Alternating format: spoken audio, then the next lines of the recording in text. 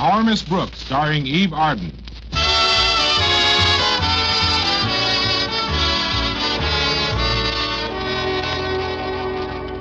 Well, it's generally accepted that it's mostly women who try to keep their ages a secret. But this theory was disproved last week at Madison High School, where our Miss Brooks teaches English. Yes, it was disproved most definitely by our beloved principal, Osgood Conklin, who celebrated a birthday last Monday. When asked how old he was, he replied, "A person is only as old as he feels." And while I don't think he made that up himself, he spent the entire week trying to out-Mickey Rooney Mickey Rooney. I was discussing our boy principal with my landlady Friday morning at breakfast. You mean to say Osgood is still making a spectacle of himself? Mrs. Davis, he's the biggest spectacle since the greatest show on earth. Honestly, he's making a fetish of being young. Thursday, he showed up at school wearing a bright red bow tie. A bow tie? How did it look? It looked like somebody had wrapped his Adam's apple as a belated Christmas gift.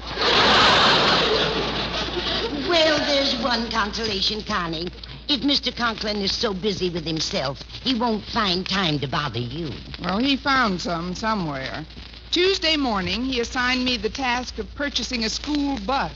A school bus? Mr. Conklin feels we'll save money if we use our own bus for out-of-town games. So he persuaded the board to grant us an appropriation. How much did they grant you? $130. $130? What in the world can you get for that kind of money? Well, so far, I've only been offered one conveyance. What kind? A garbage truck. The way our team's been playing, I almost took it. But yesterday, Mr. Boynton offered to see what he could find, so I turned the money over to him. Good for you, Connie. Mr. Boynton is one man who knows a bargain when he sees it. Present company accepted. That goes without saying, and I wish you hadn't. Well, I'd better clean up and get ready to leave the house, dear. I've got to take a couple of books back to the library today. All right, Mrs. Davis. Oh, that's probably Walter Denton to drive me to school. I'll get it. Come on in, Walter. Oh, it's Mr. Boynton. Good morning, Miss Brooks. Since I knew I was coming over, I phoned Walter and told him he needn't call for you this morning. I hope you don't mind my taking that liberty. Mind? It's a heck of a start. That is, please come in. Oh, what brings you to this part of town, Mr. Boynton? You live on the other side of school, and with the price of gas what it is... Oh, I didn't drive my car here, Miss Brooks. I'm taking it down in the new school bus. You mean you bought something? For $130? That's right. Come over here to the window. See it? No, I don't. Say, what's that police patrol wagon doing in front of our house? That's it, Miss Brooks. What is what? That's what I bought. You mean our new school bus is a Black Mariah? Well, I know the team isn't playing well, but they don't deserve to be pinched. I got it from a used car dealer. He had a couple of them that were condemned as obsolete by the police department. From the looks of it, that thing should have been condemned to Devil's Island. Well, I know it doesn't seem like much now, Miss Brooks, but the kids at school can fix it up so you'll never recognize it. And the price was the luckiest coincidence you ever heard of. Really? Well, there was no sign on it at all when I got to the lot. But when I told the dealer I had $130 to spend, he admitted that's just what it cost. If that dealer was any more honest, he'd be in jail. Come on, Miss Brooks. Let's get going. Oh, just a minute, Mr. Boynton. We can't drive up to school in that.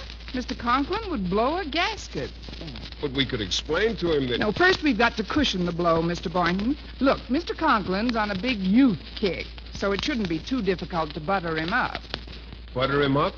You know, flatter him into a more receptive frame of mind. Then we can spring our little bargain on him. Well, that might be the best course to pursue at that. I'm all ready to... Oh, hello, Mr. Boynton. Hello, Mrs. Davis. Come here, Mrs. Davis. Look out the window. Yes. Well, what do you know?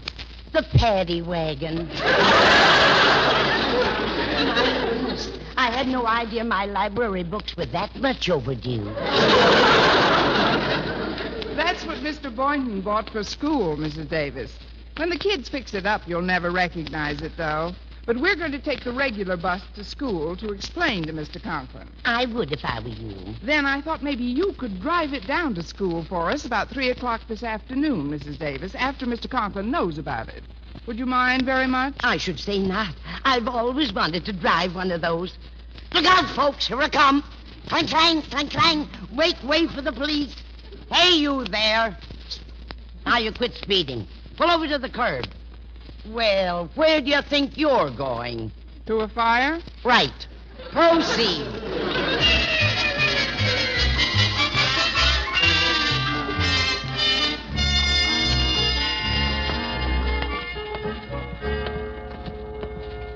Look, Mr. Boynton, there's Mr. Conklin going into school now. I'll stay behind this tree, and you put the first coat of salve on him. All right. Say, from here, it looks like he shaved off his mustache. Really? I hardly ever noticed he had one. When I'm with him, his lips are flapping so fast, it's just a blur. Now, go ahead, Mr. Boynton. Catch up with him. Yes, ma'am. Oh, just a minute. Wait up, Stretch. I beg your pardon, Mr. Boynton. Did you call me Stretch? Oh, it's you, sir. From the back, I mistook you for our star athlete, Stretch Snodgrass. Well, I'd... Star athlete, eh? Well, I guess I fool a lot of people that way from the back. Of course, there's no mistaking who I look like from the front, is there? No, sir, although I haven't seen Robert Taylor in some time.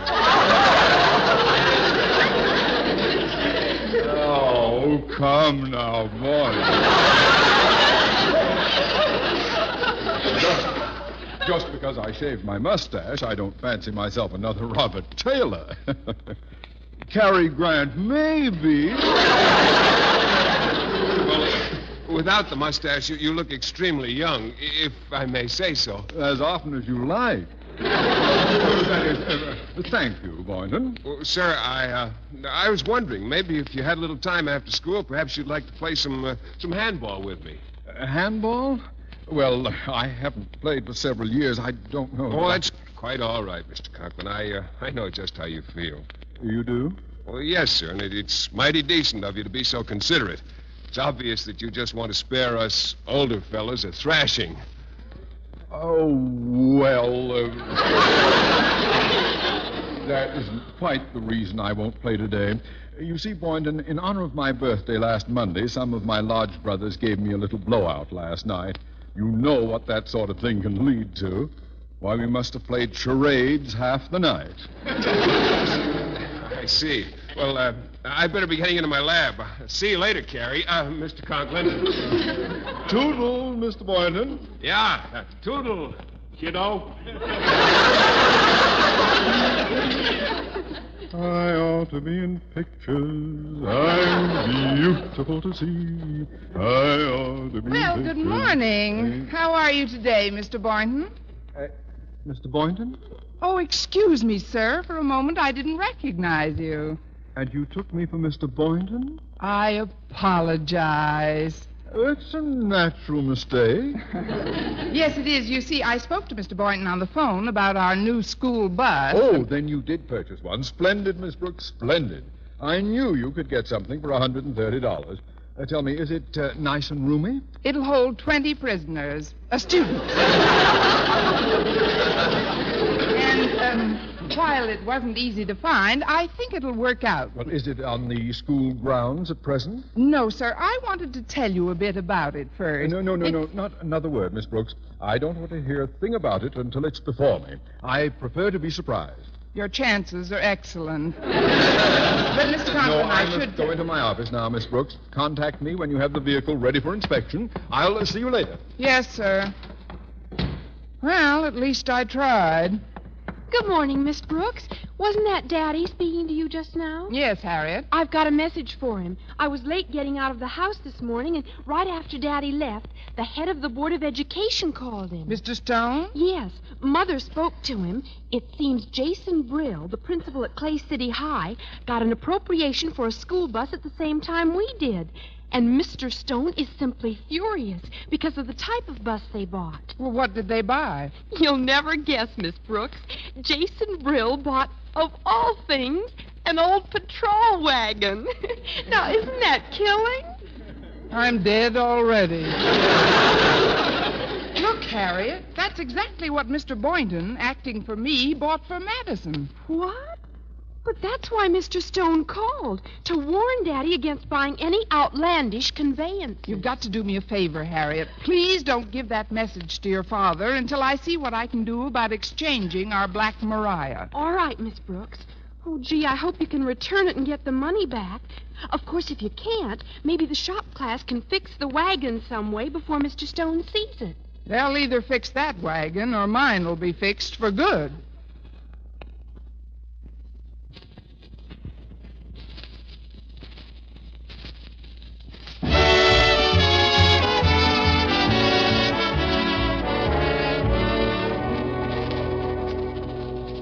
Well, after hearing about Mr. Stone's attitude toward the patrol wagon we were going to use as a school bus, I decided to take immediate action. Consequently, I spent the next few hours very productively, and by lunchtime I had accomplished no less than 6 bitten fingernails. Then I met Mr. Boynton in the school cafeteria and told him of our dilemma. Well, let's see if I've got it straight. If Mr. Stone found out that Mr. Conklin intended to use a patrol wagon as a school bus, he'd raise Mary Ned with him. Mr. Conklin would then raise Mary Ned with you because even though I bought the wagon, you're the one to whom he delegated the authority and the board funds. However, so far, Mr. Conklin doesn't know about the patrol wagon, nor does he know of Mr. Stone's phone call. Hence, in this situation, what are Miss Brooks and Mr. Boynton going to do? I don't know. Let's hear tomorrow's episode and find out. I know.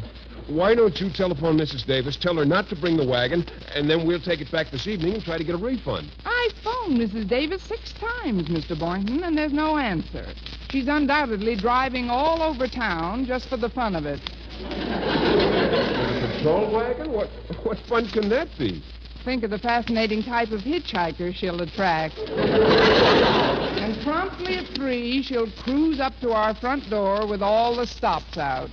Well, there must be something we can do. Well, let's discuss it later, Mr. Boynton. Walter Denton's heading this way, and I'd rather he didn't know about this. Hello, Walter. Greetings, dear faculty. Hi. Care to join us, Walter? Yeah, just for a minute, thanks. Harriet told me in confidence about the new bus you bought, Miss Brooks. Imagine a police patrol wagon for a high school bus. Oh, nobody but you could possibly have come through with such a delightfully waxed-up accomplishment.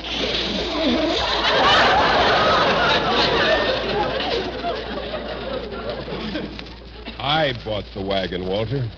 You? There go your grades in English and biology. Oh, no, don't get me wrong. I think the idea is real gone. But I'd better give you the sealed envelope Harriet wanted me to deliver. The sealed envelope? Yeah. She said it contained a highly secret message, and I shouldn't dare let anybody else get a hold of it. Where is the message, Walter? In just a second, I'll take off my shoe. You put the envelope in your shoe? I didn't want it to fall into enemy hands. Good work, and thank you, Sam Spaceman. Why didn't Harriet transmit the message verbally? Because she didn't want me to know what was in it either. Well, in that case, never mind your shoe. Just tell me what it says. Miss Brooks, that hurts. You don't think that I'd actually poke my nose into your envelope, do you? Only because your nose isn't long enough. Now, come on, Walter. What's the message? Well, Harriet was in her dad's office when he was out, and Mr. Stone called and said he'd be here at 3 o'clock.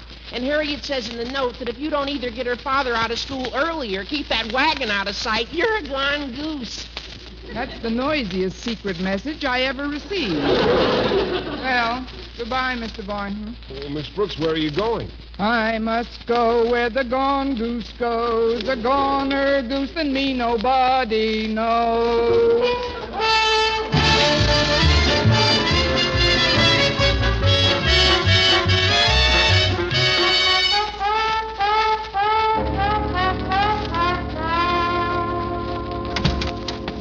Hey, Miss Brooks, did you think of any way to get Mr. Conklin home early? No, Walter, I didn't. Well, you better do something pretty fast.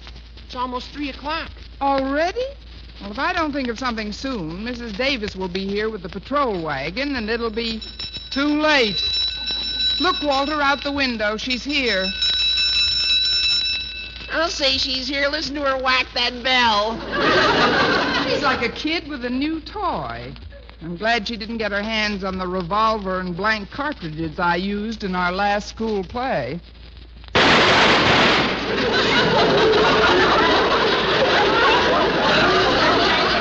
I had to open my big mouth. Well, this is it. Wait a minute, she seems to be driving away. No, she's only going around to the other side of the school to park. Closer to Mr. Conklin's office, Walter.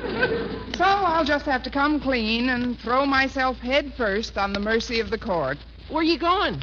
Where else? I must go where the gone goose goes, a goner goose than me nobody knows.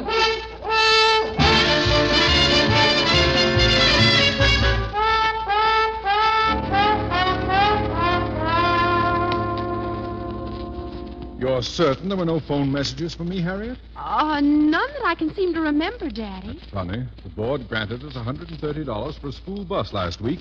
I was expecting some inquiries about it from Mr. Stone. When they come through with any money, they usually want to know what's that? What's what, Daddy? That clanging sounds like a patrol wagon. Patrol wagon? Are you sure it's not your imagination? My imagination isn't that noisy. I'm going to the window and see. It is a patrol wagon. Harriet, they've come for me. Come for you? I haven't much time to explain, but that party my lodge brothers gave me last night got a little out of hand, and several of the brothers were carted off in just such a vehicle. Heavens to Dillinger, they're going to take me by storm. Oh, surely you're exaggerating, Daddy. What happened last night? Well, we were all walking home from the bar and grill. From the club rooms. Anyway, a group of the boys began fooling around with a fire hydrant. Just skylarking, you understand. But some neighborhood snoop must have turned in an alarm. Go on, Dad. Well, all of a sudden, for some totally incomprehensible reason, the cap of the hydrant became unscrewed, the water gushed into the street, and the next thing I knew, I heard the police patrol wagon approaching. What did you do then? Well, what could I do? I dropped the wrench and ran. Don't you see, Harriet, I had to escape. If the papers got wind of this and Mr. Stone learned of my participation, my career at Madison would have been ended. As it is, it was prolonged for 12 hours. Now, quickly, my dear, leave through my inner office. I mean to face this thing alone. But, Daddy, you shouldn't. Go, child. If you say so. And I was looking so young today. I'm ready. Come in. Good afternoon, Mr. Conklin. Why, it's Miss Brooks, dear Miss Brooks. What a pleasure it is to see you. It is? Oh, of course it is. Don't you know how delighted I always feel when I see my favorite English teacher? Yes, sir. And I also know how you feel when you see me. But, Mr. Conklin, I have something to report to you. I know all about it, Miss Brooks. You do? Yes. The police will be up here looking for me any minute. The police? Looking for you? Well, it's a long and gruesome tale, but some of my lodge brothers were committing a bit of mischief last evening, and a patrol wagon hauled them off to the pokey. I got away, but some stoolie reported me. And now the wagon is downstairs for me. That's what you were going to tell me, isn't it, Miss Brooks? Not exactly, but I like your version better.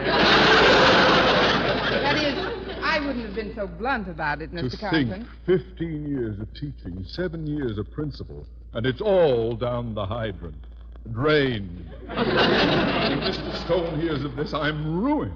But why should he have to hear about it? Maybe I can stall the police off for you, Mr. Conklin. Would you, Miss Brooks? Would you really? Do you think you could? I'd do anything to repay you, anything. Please stop plucking at my sleeve. Now, you go into your inner office and wait. I'll see what I can do when the cops get here. You'd better hurry, Mr. Conklin. One moment, please. Tell them I'm out. Gone. Tell them anything. Gone. Whew. I'm bucking for a discharge, but here goes. Come in. Hello, Connie. What is it, officer? Whom did you want to see? I don't want to see. Osgood Conklin? You say you've come to take Osgood Conklin to prison? Please, Mrs. Davis, make believe you're a policeman. I'll explain later. I'm very sorry, Sergeant, but he isn't here right now. Well, where is the black-hearted rat? I don't know, sir. How serious is this arrest, anyway? The chief says he's our number one boy. Nail him and we've broken the back of the crime wave. Please, don't overdo it. Well, he might be somewhere around school. If you'll wait right here, I'll see if I can find him. Well, be quick about it. My orders are to bring him in dead or alive. Yes, sir. I'll be right back. Quick, Mr. Conklin. There's no time to lose. I know. I'm their number one boy. Then you heard. A little. I can't understand it.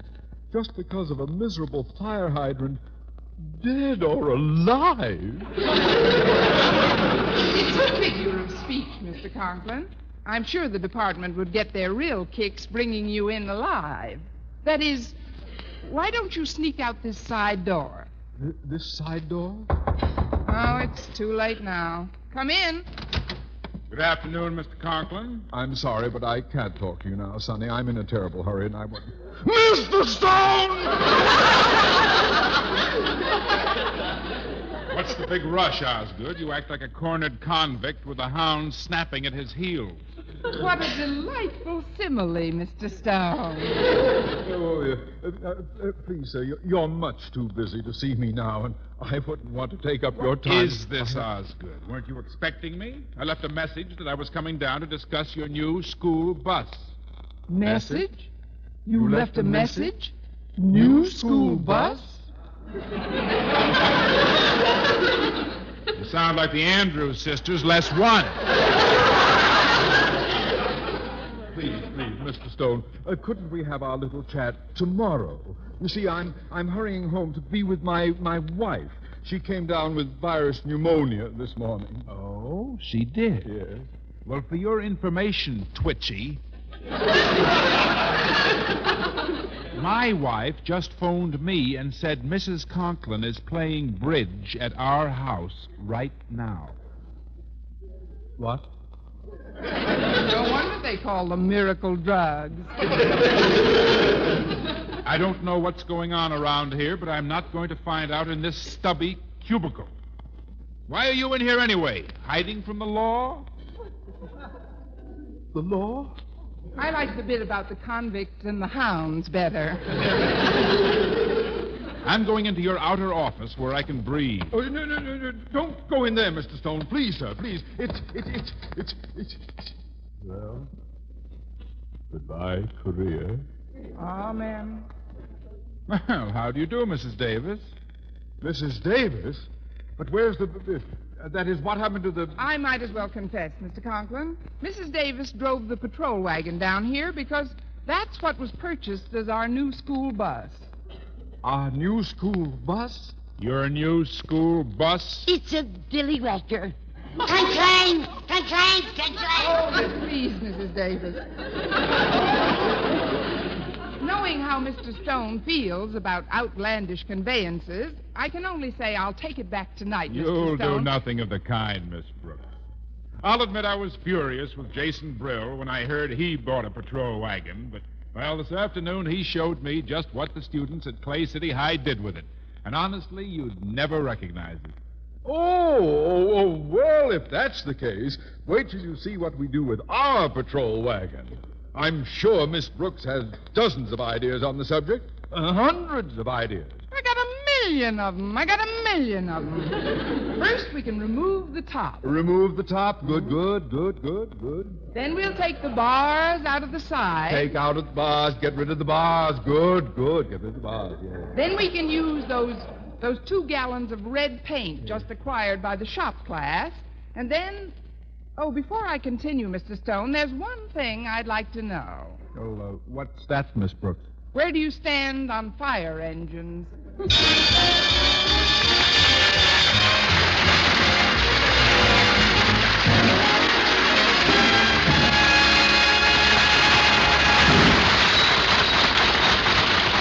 Arden as our Miss Brooks will let us in on another episode in her life as a teacher at Madison High next week at the same time. Join us. Well, there are few closer friendships than the one between our Miss Brooks, who teaches English at Madison High School, and her landlady, Mrs. Margaret Davis. They share each other's joys and sorrows, problems and secrets. And one cat named Minerva. Last Thursday, this black beauty of the feline world was anticipating a blessed event. Hence, since 6:30 in the morning, we had been at the vet's, where an over-anxious Mrs. Davis had insisted on bringing Minerva. By we, I mean Mrs. Davis and me and our neighbor's cat, Timothy. 2 hours. We've been waiting almost 2 hours. What's taking Dr. Anderson so long? Please, Mrs. Davis, try to calm down. Even Timothy isn't as jumpy as you are. You're as nervous as a cat. Meow. What is he doing here? Well, why shouldn't he be here? He's Minerva's husband. Very nice of him to take such an interest. Now, Dr. Anderson said he'd ring in here when he was ready, so why not sit down and take it easy? How about reading something? Well, all right. Hand me a magazine, Connie. Which one do you want? It doesn't make much difference. The one you're chewing on will be fine. I guess I'm just a wee bit nervous myself. Now, sit down, Mrs. Davis. Very well. At least these chairs are nice and soft. Now, where did Timothy go? You're sitting on him. Boy, that cat can sleep through anything. This is no time for kidding, Connie. What's taking so long? Do you think everything's all right? Oh, of course, Mrs. Davis. A normal litter is 5 kittens. And Dr. Anderson said Minerva might have even more. Meow! I'm just quoting the doctor, Timothy. I hope nothing happens to Minerva. That kitty means a lot to me. She means a lot to both of us. Meow! Correction. She means a lot to the 3 of us. What a wonderful companion she's always been, especially when I was alone. Night after night, she used to sit at my feet with her ball of yarn, and I'd read aloud to her by the hour. I guess you must have distracted her. In all that time, she never knitted one sweater. Remember the cute little things she used to do in the morning? How she used to jump up on the dining room table when I brought your cereal. I certainly do remember. That cat could lap the milk from under my cracklies before they stopped firing. I can't help feeling something's wrong. Oh, Minerva, dear Minerva, don't leave me. Oh, look, Mrs. Davis. Not only is Minerva not going to leave you, but in a few minutes she'll present you with so many little Minervas you won't know what to do with them. That will be a problem, won't it? Yes. We can't possibly keep all of them here in our place. Not unless we marry the milkman. I know a lady in my sewing circle who'd take 2 of them. She's crazy about kittens. Which lady is that? Mrs. Katz. But you'll have to help me dispose of the rest, Connie. Perhaps somebody at Madison would help us out. Maybe Mr. Boynton would want a pet. If he did, I wouldn't be single now. Well, we'll cross that bridge. The signal. Dr. Anderson's finished. I'll be right back, Connie. Wait for me. Well, only a few minutes more, Timothy, and you'll know how large a family you've got. I hope for the children's sake they look like Minerva. Well, anyway, the girls. But perhaps I'm jumping the gun. Until we get Mrs. Davis's report, there's no sense in conjecturing. Connie, guess what? I'm a father. At least Timothy is. You hear that, Tim? You're a father. Meow. Of 8 cuddly kittens. Meow.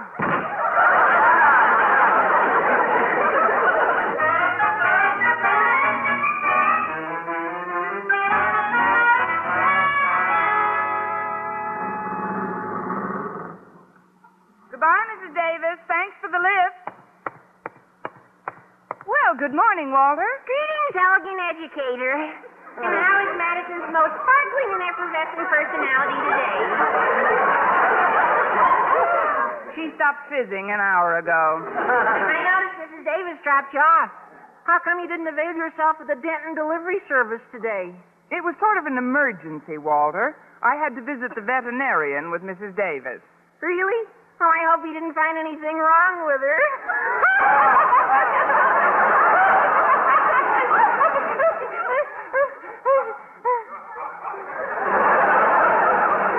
Well, don't you get it? You said you were going to a vet's with Mrs. Davis, and I said... I know what you said, Walter. And I'm willing to forget it if you are. Actually, Mrs. Davis became a grandmother today. A grandmother? No fooling. What did he weigh? About 1/4 pound each. That's 2 pounds altogether. 8 times 1/4 pound. You're not reaching me, Miss Brooks. It was Minerva, Walter. It's like this. Minerva... Oh, what's the use? You're old enough to have heard about the birds and bees, aren't you? Don't tell me Minerva gave birth to 8 bees. No, but the kittens she had aren't much bigger. Which brings us, by way of prosaic, to the subject at hand. What are Mrs. Davis and I going to do with 8 kittens? Well, you should have thought of that before you... What am I saying? Now, please, Miss Brooks, if there's any way in which I can be of help... There is, Walter. You're fond of pets, aren't you? Oh, sure I am. Then it's settled. You can take 2 of the kittens home. Yeah, well, I'd like nothing better, but how do you think they get along with Wolf? Wolf? Yeah, my father's police dog. He's awfully vicious. Only listens to my father. He's what they call a one-man dog. That's enough of a meal for any dog. Don't you keep him muzzled? Well, my parents tried that, but he chewed through 4 of them. And muzzled, not parents. And then, too, we've got to consider Wolf's pal. Who's his pal, a mongoose? No, but almost as bad. My dad thought it would calm him down if he had a companion, so he brought home a pretty bloodthirsty bulldog the other night. Now, all in all, I don't think our house is the spot for a kitten. It doesn't sound like any Shangri-La. Hey, I've got an idea. Why don't you try Mr. Boynton? I'd love to. I mean, that's my next stop.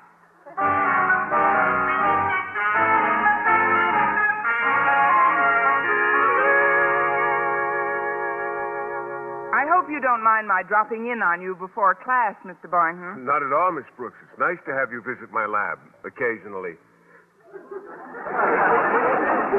You'll have to excuse me for a moment while I finish feeding these rabbits. Go right ahead. I bet you've never seen anyone fed with an eyedropper before. Not since the last time you treated for lunch. No, I never have, Mr. Boynton. Now, open your mouth. Wider. Come on, wider still. Why not go? Please, Miss Brooks, they won't eat when you're clowning like that. It'll just take another minute. Well, if I'm disturbing you, Mr. Boynton... No, you're not disturbing me at all, Miss Brooks. That's one thing about you. When you're in the lab with me, I can always concentrate perfectly on whatever else I'm doing. That's what I get for buying a perfume called...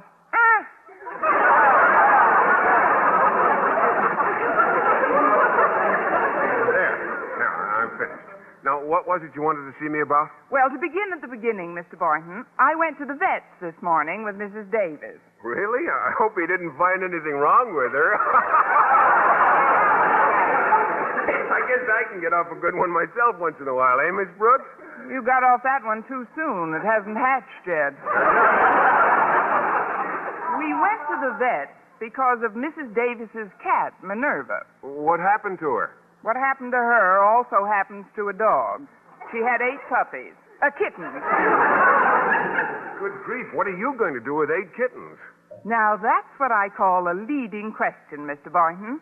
Since you're so fond of pets, it gives me great pleasure to offer you any 2 of the kittens you want. Why, I'd love to take a couple of them, Miss Brooks. Good, then it's settled. As soon as they can leave their mother, You didn't let me finish. I'd love to take them, but I can't. Why not? Have you got a bloodthirsty bulldog, too? No, but there's my pet frog, McDougal. He's allergic to cats. Well, I'm allergic to McDougal. You stay out of this, Mac. Besides, a kitten requires more attention than a frog. I'm hardly ever in my apartment, Miss Brooks, and, well, as much as I'd like to help you out, it just simmers down to the simple question, what can a bachelor do? Ooh-hoo-hoo, have I got an answer for that one.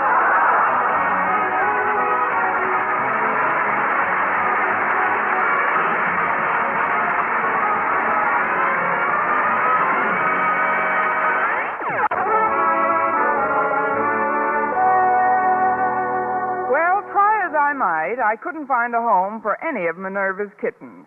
And by lunchtime, I had almost exhausted my list of prospects. That is, all except one, our beloved principal, Mr. Conklin. Mindful of the adage, you can catch more flies with honey than you can with vinegar, I decided to visit his web. I went to his office at noon, bearing a large slab of his favorite dessert, banana cream pie.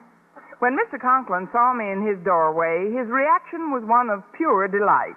Please, Miss Brooks, whatever you were going to do with that pie, don't do it. But, Mr. Conklin, I know you've been under a strain lately, but I've just had this suit cleaned. And it's such a gooey pie. But, sir, I was just going to let you have it.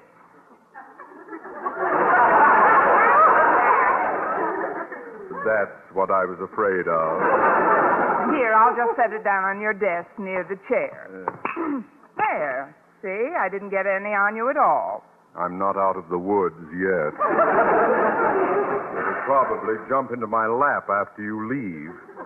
Now, what, may I ask, is the reason behind this sacrificial offering?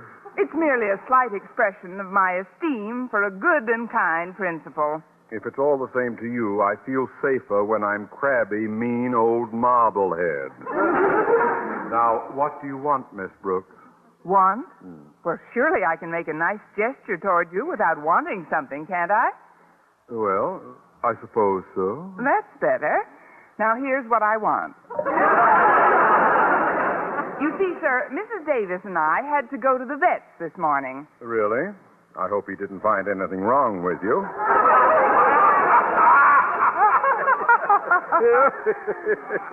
Well, at least it's a switch. I hope he didn't find anything wrong with you. Do you get it?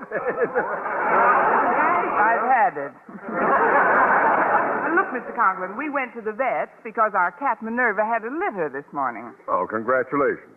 Was it a preponderance of boys or girls? Oh, we don't know yet, but they're 8 of the cutest kittens you ever saw. Minerva's so proud. Indeed. Remind me to drop her a card on Mother's Day. Now, tell me, Miss Brooks, what in heaven's name are you going to do with 8 kittens? That's just the question I needed here. Mr. Conklin, we can't possibly keep all those kittens, so I thought you and Mrs. Conklin might take a couple off our hands. You thought what? For your information, Miss Brooks, my home is not now, nor will it ever be, a depot for stray felines. I am definitely anti-cat. But, Mr. Conklin... And even if I weren't, you have chosen the worst possible time to bring up the subject of household pets. Only last month, I got rid of a gigantic police dog. A police dog? My wife had taken a fancy to the brute. Why, for weeks she spent every evening with him in our living room. Where did you spend yours? On top of the piano. What a vicious beast he was. Even his name made me nervous. Wolf. Wolf? But I know a wolf. There's one. Keep your private affairs to yourself. The only reason I permitted the animal to enter my house was because of my wife. Someone told her the previous owner had been mean to the creature, and that's all she needed. My wife falls for every sob story she hears about animals. She must be awfully tender-headed, hearted. She is indeed. In the last few years, we've had a steady procession of parrots, canaries, goldfish, monkeys, and dogs. Why, we even harbored a small deer at one time. A deer? How did she happen to take that? Someone told her he'd sprained his ankle falling out of a tree. But to get back to the latest monster, I got rid of Wolf by presenting him to the father of one of my pet peeves, Walter Denton. Yes, I know. Sometimes I can picture them both in the backyard together, and I conjure up a rather delightful vision. A vision wherein one of them slips his leash and they clash. But enough of the animal world. You'll have to work out some other excuse me, Daddy, but it's important. Oh, what is it, Harriet? The school custodian wants to see you right away. One of the furnace pipes is leaking. Harriet, don't get so close to the desk. But he says it's urgent, Daddy, and... Watch out for that pipe. Oh, there's no damage, sir. Luckily, it fell on this old rag on the chair. That old rag happens to be my top coat. I knew you'd get me sooner or later. But it wasn't Miss Brooks' fault, Daddy. She just... Quiet, collaborator.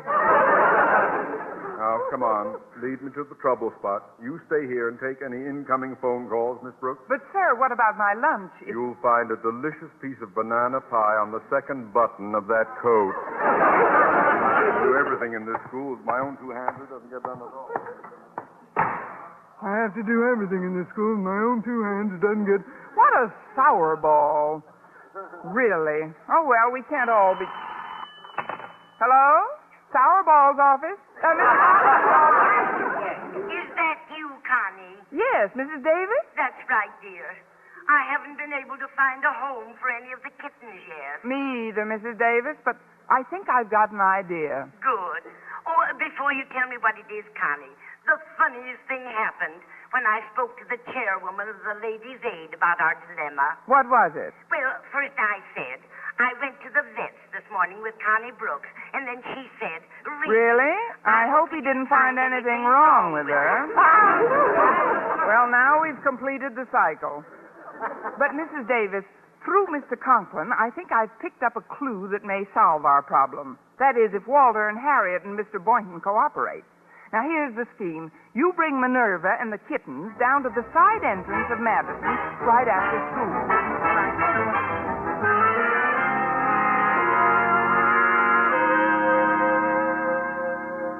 Mr. Conklin isn't back from school yet, Miss Brooks, but you can wait for him right here in his study. Thanks, Mrs. Conklin. I'll just put this basket down. There. It's pretty heavy. It looks like a laundry basket with a pillow slip over it. That's what it is, a laundry basket with a pillow slip over it. I see. Going to drop it off on your way home? I wish I could. No, I'm afraid it's not as simple as that. I don't understand. What's in the basket? In the basket? Oh, nothing much. Nothing worth meowing about. I say nothing worth meowing about. Meow. Let me see that basket. Why, there's a cat in here. And a kitten. And another kitten. And another kitten. Keep going. I'll wait. Whose cat is this, Miss Brooks? She belongs to someone who lives very close to us, Mrs. Conklin, but I'd rather not burden you with a whole heartbreaking and pathetic story. What story? No, Mrs. Conklin. You've got enough troubles of your own. Oh, please, Miss Brooks. What troubles have I got? There's just Mr. Conklin to look after. See what I mean? No, I wouldn't want you to know that the neighbor to whom these little creatures belong used to beat their mother every day. He used to beat her? Not only that, but he made her work for him. Every night when he cleaned out his furnace, he tied a cart to her and made her haul the ashes outside. That cat worked like a dog, Mrs. Conklin. How terrible. But how did she manage to have these kittens? They look like they were just born. It was her first day off in a month. That's why I picked them up out of the driveway where he left them. Oh, how could anyone be so cruel? He practices a lot. I asked Mrs. Davis if we might keep them, but our place is so small, it's out of the question. But what are you going to do with them? Return them to our neighbor, I guess. At least they'll be fed while they're getting beaten. Oh, I'd give anything if I could keep them here. It's a deal. But I'm afraid Mr. Conklin wouldn't stand for it. Not after the experience he went through with our police dog, Wolf. Honestly, sometimes I think Mr. Conklin was jealous of him. Wolf probably barked louder. There was only some way I could keep them. Oh, forget it, Mrs. Conklin. Why should you concern yourself over the horrible fate that's inevitable for these tiny little innocent kittens who've never harmed anyone? I'll just take them and return them. Wait, I will keep them. I'll just have to refrain from telling Osgood about it until he's in a really gay mood. They'll be old cats by then. Now, let's see if they're comfortable. They look a little cramped in that basket. I'll just put this pillow slip on the desk and rest some of them on that. Come on, Kitty. Now you two. Meow. Now, don't you worry, Mama. I won't hurt your babies. I'll just put 2 more on the desk, and we'll all be more comfy, won't we? I feel better already. Hello, Martha. I'm home. Oh, no. Quick, put the big cat in the basket behind the couch. Be with you in a minute, dear. What about those kittens on the desk? I'll put them in these drawers. They're nice and roomy, thank goodness. There, now, everything's out of sight. Keep your fingers crossed. As soon as they stop shaking. Well, dear, I've had quite a trying day at school. Good afternoon, Mr. Conklin. And I can see it hasn't ended. What are you doing here, Miss Brooks? Oh, I invited her over to have tea with us, Osgood. I thought that would be nice. Tea? Where is the tea? It's in us. We couldn't wait. No, we felt a bit weak. We've all had a rather hard day, dear. Well, I'll go along with that. Now, if you'll both excuse me, I've got some things to do at my desk before dinner. Things to do? At your desk? Before dinner? You must be weak. It takes 2 of you to hold up one sentence.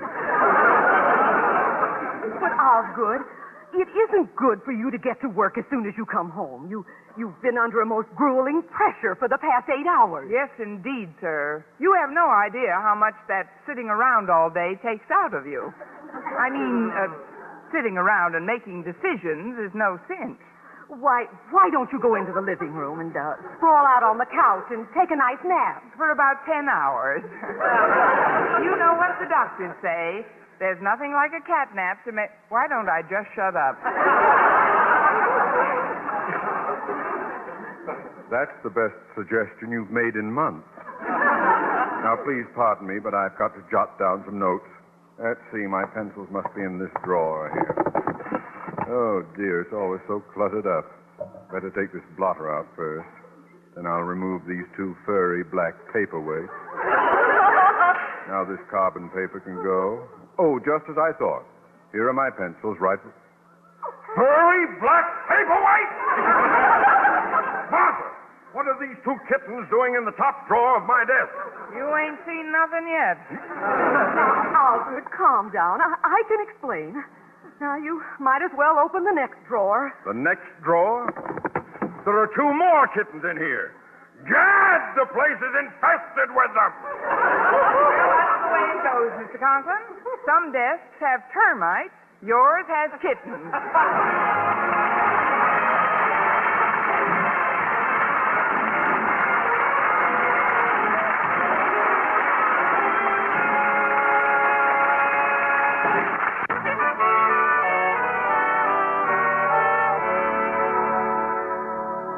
And now, once again, here is our Miss Brooks.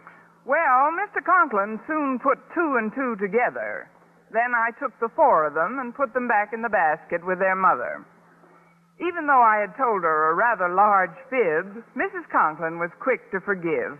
After all, Osgood, Miss Brooks is only guilty of wanting to find a home for these 8 helpless kittens. Granted. And I'll be more than happy to suspend her sentence if she will immediately collect her mewling Mausers and march. Well, I guess there's nothing else I can do. Of course, Mrs. Conklin, I was hoping someone could keep them at least until they're old enough to be torn from their mother's sides. Oh, I'd love to. Osgood, don't you think Not that... another word, Martha. In the month that mastodon wolf was under this roof, my nervous system had all the pet it could stand. Mother, Daddy, I'm home, and guess what? What? That's what. Oh, Gad! He's back! Yes, Daddy. Wolf broke out of the Denton's backyard, and he's on our front porch this very minute. Well, what's he doing there? Well, when I left him, he'd just eaten up half the welcome mat. Oh, the poor dear. I hope it doesn't dull his fangs. He just won't stay at the Dentons, Daddy. I think he wants to come back and live with us. I couldn't stand it. Not for another minute. You've got to get rid of him. Somebody's got to take him away. Mr. Conklin, I'll make you a proposition. If you'll let Mrs. Conklin keep the kittens here, I'll take Wolf home with me. What's that? If we keep the kittens, you'll remove that dinosaur from the premises? Yes, sir. What do you say?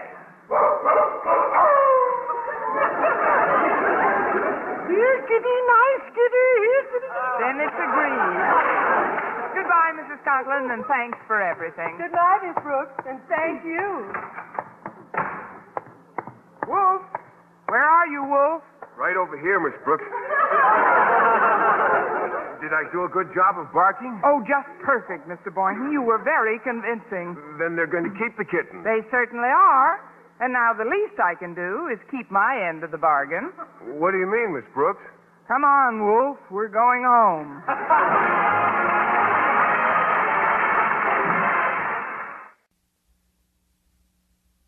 Palmolive Soap, Colgate Dental Cream, and Palmolive Shave Cream bring you Our Miss Brooks, starring Eve Arden.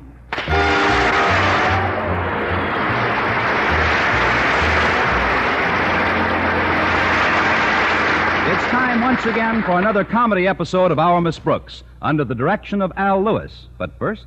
Now, just one brushing with Colgate Dental Cream removes up to 85% of decay and odor-causing bacteria. Yes, just one brushing with Colgate's instantly stops unpleasing breath in 7 out of 10 cases that originate in the mouth. And if you really want to stop decay, be sure to follow the Colgate way. Over a 2-year period, the Colgate way of brushing teeth right after eating stopped more decay for more people than ever before reported in dentifrice history.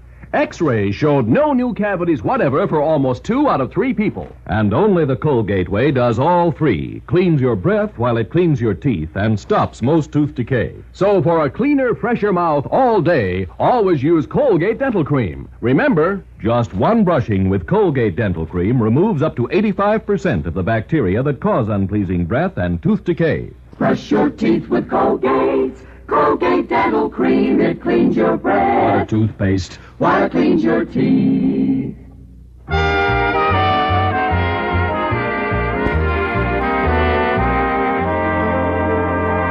Last Thursday, Principal Osgood Conklin received formal notice that Cosmopolitan magazine was planning a feature story dealing with life at Madison High.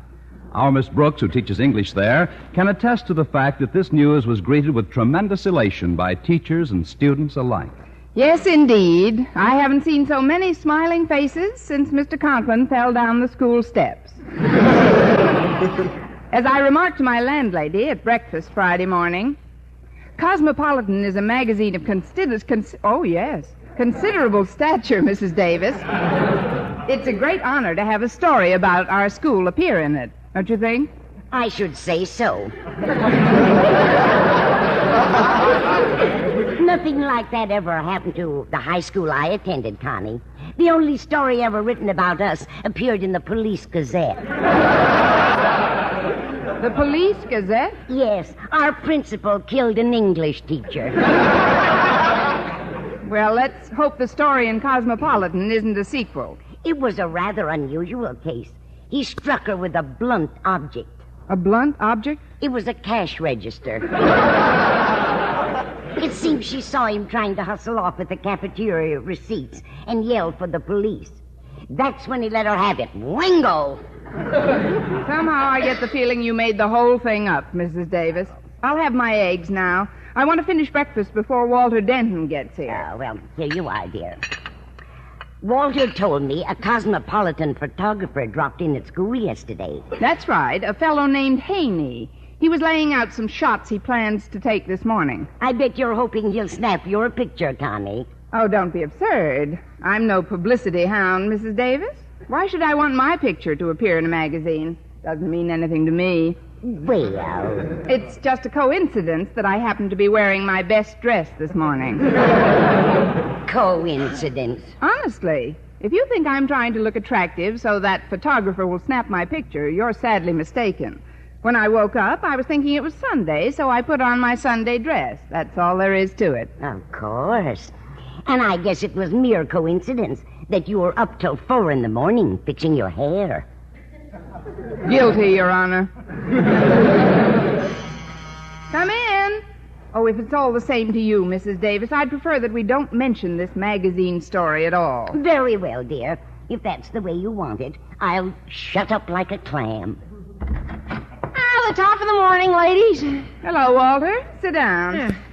I bet you're hoping Mr. Haney will snap your picture for the Cosmopolitan this morning, Walter. Nice clamming, Mrs. Davis. Oh, why should I want my picture in a big, important magazine? Well... It's only a coincidence that I happen to be wearing my Sunday suit. Oh, is that your Sunday suit? Yes, and he was up until 4 a.m. fixing his hair. Well, I guess I did spend a minute or two combing my wave at a devil-may-care angle. Yeah, but the one who'll really be primping this morning is Miss Enright. Miss Enright? Yeah. Miss Brooks' fellow English teacher and her hottest rival in the rat race for Mr. Boynton. Walter. Oh, well, she's fond of him, too. And she probably feels that he'd sit up and take notice if her picture was to appear in Cosmo. Gosh, you should have seen her fawning over Mr. Haney in the cafeteria yesterday. Yeah, I was rather surprised, though, at the compliment she paid you, Miss Brooks. Compliment? Yes, ma'am. She was pointing out how lucky you are that you don't have to diet like she does. She said she thought it was wonderful how you managed to stay so scrawny and yet eat like a horse. Oh, she did she? Yeah. And Mr. Haney said he thought you were very attractive. And he asked her how old you are. Well, what did Miss Enright say to that? Well, she told him she doesn't know your age because she's never been able to count your teeth. Walter, when we get to school, you'd better count Miss Enright's teeth twice. Twice? Before and after I clip her.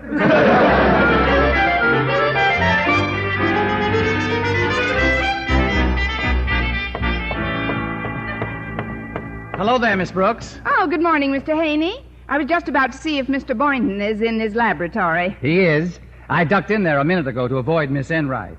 She's been hounding me like a house detective, hoping I'll snap her picture. So far, I've evaded that little chore. But I picked up a nice shot of Mr. Boynton. Oh? Now I'd like one of you, Miss Brooks. Hold still, please. That's it? You snapped my picture, Mr. Haney? I did. It'll appear in the next issue of Cosmopolitan. Well, I've got to get along now. Thanks, Miss Brooks. See you later. Oh, thank you, Mr. Haney. Bye now. Good morning, Mr. Boynton. Oh, hi, Miss Brooks. Say, you're really dolled up. Boy, you look like the cat's pajamas.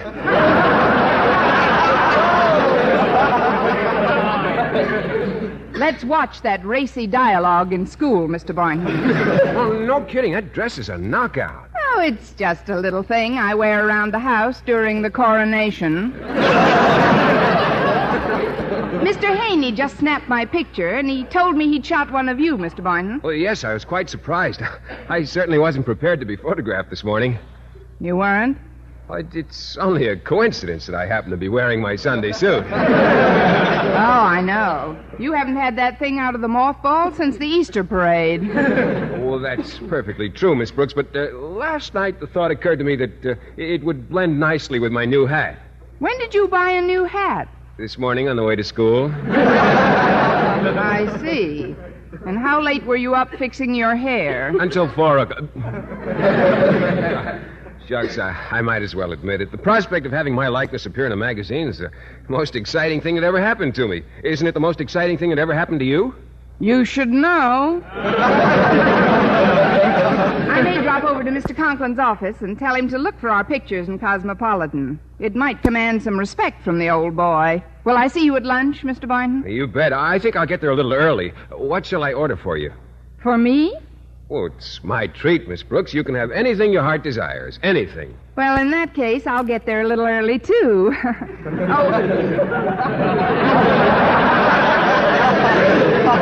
Mr. Boynton, how about seeing Jane Wyman's new picture at the State tonight? What's the name of it? Well, it's a very nostalgic title. Remember the time last Christmas when you kissed me under the mistletoe? Yes. The picture's called Let's Do It Again.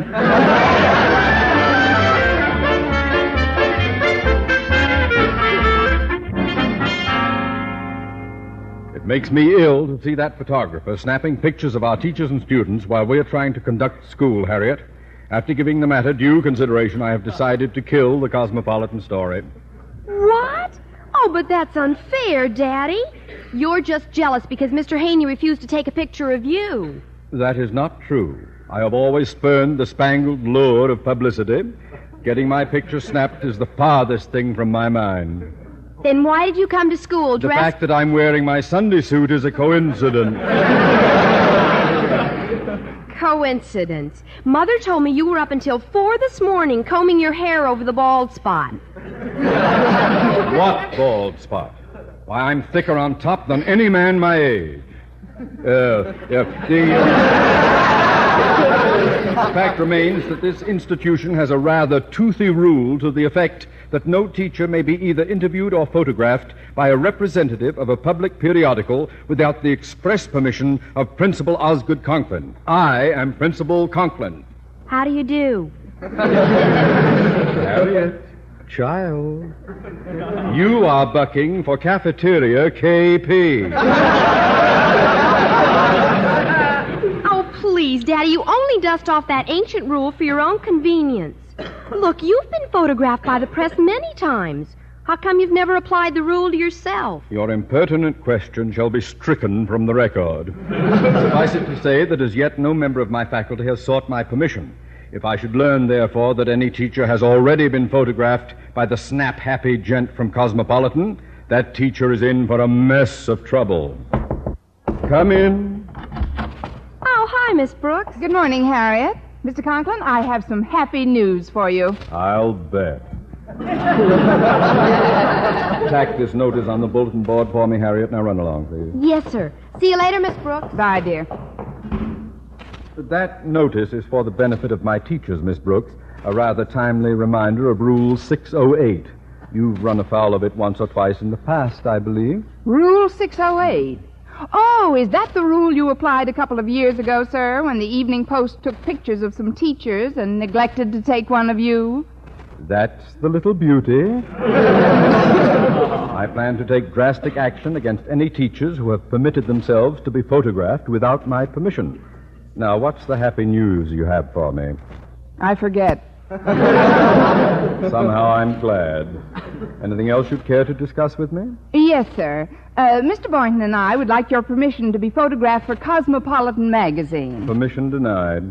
Oh, but Mr. Conklin, won't you reconsider? I have spoken. Oh, please, sir, this is very... Could it be, Miss Brooks, that you and Boynton have already been photographed? Without your permission? How can you even think of such a thing? It's easy. Don't you realize that fallacious denials will prove futile? When the issue comes out, the pictures of those teachers who flaunted my authority will be all the evidence I need. Anything else?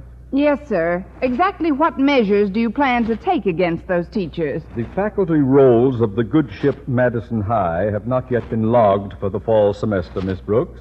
Those mutineers whose pictures appear in Cosmopolitan will have to walk the plank. Anything else? Just one thing. Where's the plank?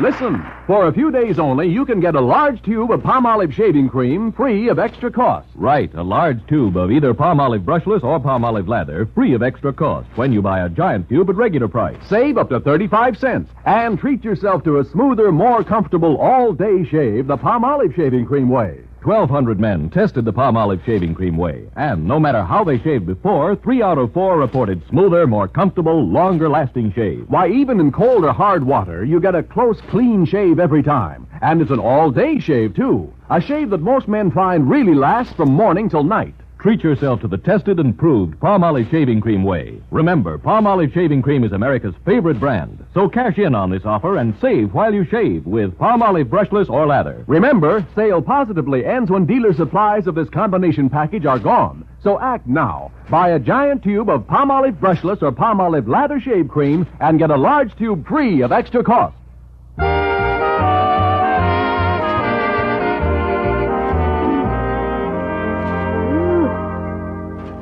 Well, when Mr. Boynton read Mr. Conklin's bulletin board notice about unauthorized press photographs, his reaction clearly told me that I'd have to buy my own lunch. Since food is such a good buffer against panic, I loaded my tray and headed for Mr. Boynton's table. Before I got there, however, I was intercepted by Miss Enright. Oh, hello, Miss Brooks. You do have enough there for a horse, don't you? Get off the track, dear. I'm heading for the starting gate. Yes, naturally. But you'd better go easy on those potatoes, darling. A girdle can only do so much, you know. Of course, I never wear a girdle myself. I know. I hear you donated yours to the Air Force for catapulting jet jobs.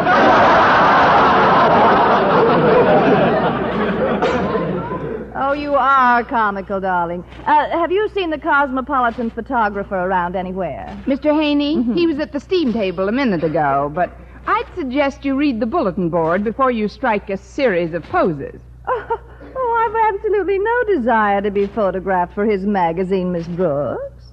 It's just a coincidence that I happen to be wearing a stunning new dress. Of course. I'm sure it was also coincidence that you were up until 4 a.m. grooming your transformation. Oh, you're such a doll. I often wonder what you're stuffed with. Remind me to send you an autographed X-ray. Now, if you'll excuse this old gray mare, I'll go put on the feed bag. Won't you just? I'll see you later, darling. It's inevitable, I guess. Oh, I'm sorry I kept you waiting, Mr. Boynton. Oh, that's okay, Miss Brooks. Gosh, that bulletin board notice has me worried sick.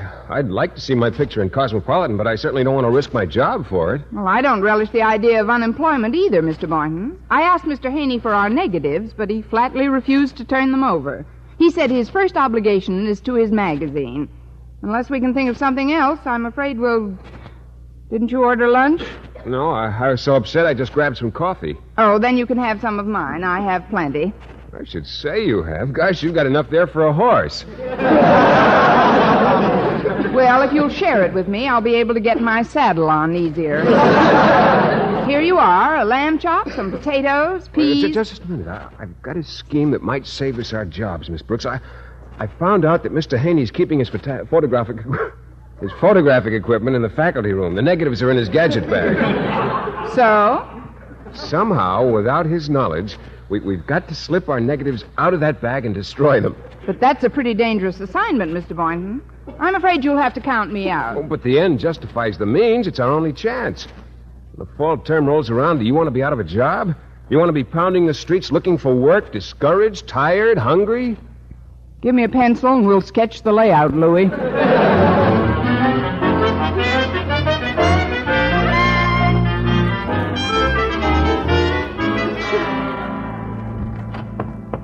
Hi, Daddy. Did you call Mr. Stone at the Board of Education? I did. He not only informed me that Mr. Haney's assignment had been officially cleared through the board, but that he was delighted to learn that Cosmopolitan plans to run a pictorial story on Madison High. Oh, well, don't you let it get you down, Daddy. How can I help it? Can't you visualize my embarrassment if that magazine should run pictures of Madison's teachers and not one shot of its principal? Well, I figured a way out. I ran home and took some negatives from my own camera. several attractive shots of myself, posed the way you like to see me. What are you going to do with them? I learned that the negatives Mr. Haney plans to ship off to Cosmopolitan are now reposing in his gadget bag in the faculty room, Harriet. Somehow, without his knowledge, I've got to slip my negatives into that bag. Oh, that sounds pretty risky, Daddy. The end justifies the means. Now run along, child. Well, all right, Daddy, but you better be careful. Oh, excuse me, Miss Enright. I was just leaving. Bye, Daddy. Goodbye. What's on your mind, Miss Enright? Well, a minute ago I paused outside your door at the water fountain, Mr. Conklin. I couldn't help overhearing the scheme you outlined to Harriet, and I should like to suggest a partnership.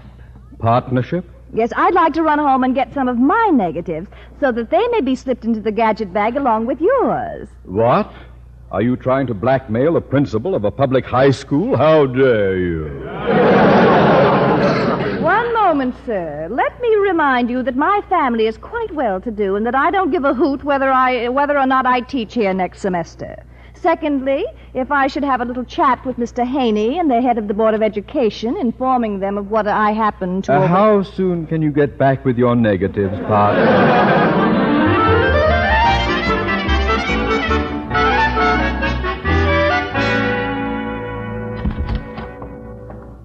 There's the gadget bag, Miss Brooks. Well, now's our chance. Now's your chance. To what, Miss Brooks? To faint. Catch anyone? Well, we merely wanted to look at the negatives of those pictures you snapped of us this morning, Mr. Haney. We just can't wait until they appear in the magazine. No, indeed. Hot diggity. And zippity-doo-dah. Well, I'll be glad to show them to you later on, Mr. Boynton. Right now, I want to go and pick up some shots of the gym. I'll have to leave in a minute. In a minute? Oh, well, we'll come back later on. Yes, indeed. Come on, Mr. Boynton. Bye, Mr. Haney. Yeah, bye, Mr. Haney. So long. Well, you sure made a nice dark room out of the wardrobe closet in here, Mr. Haney. Are those negatives in there the ones you took this morning? That's right, Walter. They're complete except for one shot of Mr. Boynton, which I left over there in the gadget bag. Oh. The light wasn't so good in the lab, so I decided not to use it. Oh, photography sure is fascinating work. What's in this package, Mr. Haney? Oh, that's another assignment I'm working on. They're pictures of some gangsters for a story called Wanted by the FBI. Say, I wonder if you would get me some sealing wax and take them over to the post office. Oh, I'd be glad to. I'll be right back, Mr. Haney. Good. I'll wait for you. I can develop some of those negatives in the dark room meanwhile. Yeah, well, I'll just be a few minutes.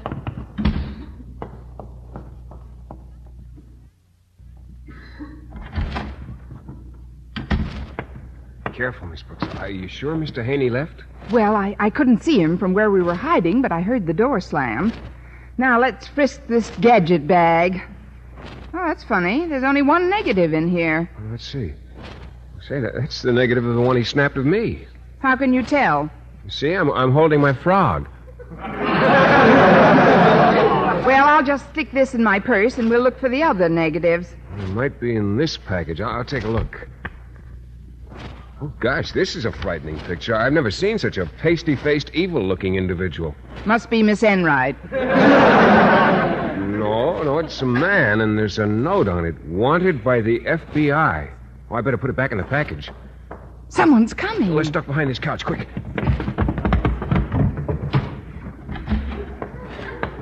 All clear, sir. Good. Let's get at that gadget bag. Yes, here it is. Ah. Mr. Conklin, it's empty. Oh, evidently Mr. Haney transferred the Madison High negatives into this package here. Well, we'll just slip our negatives in along with the others. First mine, now yours, Miss Enright. Ah, there we are. Oh, excuse me, folks. Oh, what do you want, Denton? Oh, well, Mr. Haney asked me to get some sealing wax for this package. I've got to rush it over to the post office. It's going to Cosmopolitan magazine. Yes, we know. There's not a minute to lose, boy. Take it over to the post office immediately and with my blessings. Yes, sir. Bye now. Well, we did it, Miss Enright. Soon we'll be celebrities. When those pictures are printed in Cosmopolitan, we'll be the talk of the nation. Well, come on, sir. We'd better get out of here before... What's wrong, partner? We're not alone, Mr. Conklin. Look at those shoes sticking out from behind the couch. Who's that behind the couch? There's nobody here but us horses. Miss Brooks, Boynton. Oh, good afternoon, sir. We'll dispense with the amenities. Did you two sneaks see Miss Enright and me sneaking our negatives into that package? We did. And I have news for you, sir. That package had nothing to do with Madison High. The pictures in it were marked wanted by the FBI. What?